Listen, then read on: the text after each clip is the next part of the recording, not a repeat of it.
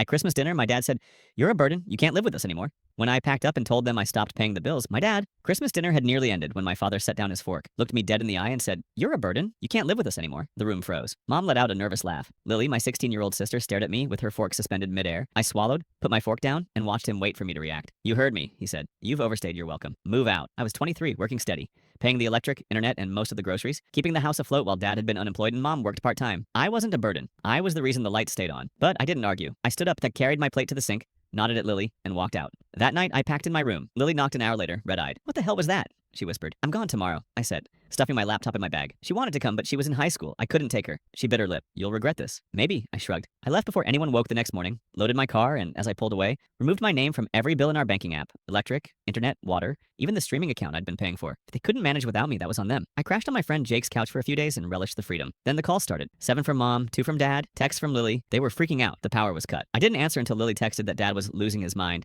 and had been on the computer all morning. A fraud alert from my bank told me someone had tried to access my accounts. I changed every password and called the bank. Lily confirmed my fear. Dad had rifled through mom's old notebook of passwords. Then she said quietly, "He's saying you did this on purpose." He might call the cops that night. While Jake and I were playing Xbox, someone banged on the apartment door. Through the peephole, I saw my father, furious, pounding.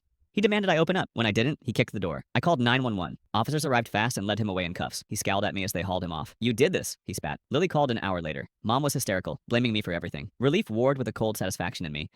I hadn't set out to ruin them, but they'd made their choice at the table. The next morning, Lily texted, "Mom's selling your stuff." I drove over. My car was in the driveway, only it shouldn't have been. I'd left it at Jake's. The glove compartment was open and the tank nearly empty. My spare key, of course. Mom stepped out, arms folded. "You called the cops on me?" she snapped.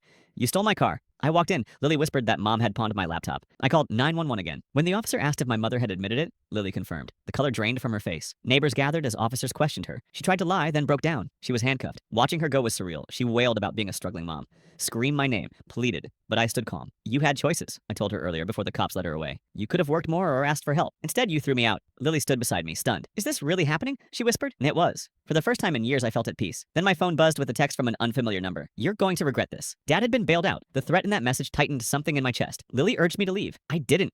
There were boxes of my things scattered through the house. With a police escort around, we gathered my stuff. Mom tried to snatch at me. She threw the spare key at my chest. I loaded the last box into my car. Lily told me she'd stay until she turned 18. Then she left 2 years later, like she promised. I drove away as Dad stood on the lawn, eyes full of rage. "You think you're better than us?" he yelled. "No." I said, "I know I am." That was the last time I saw them. I changed my numbers and bank info, blocked their accounts, moved into my own place, and never looked back. Mom and Dad sank. Dad never kept a job. Mom lost the house. They bounced around. They tried to contact me later. Messages, unfamiliar numbers, letters. But I didn't respond. They made their decision at dinner. I made mine the moment I drove off.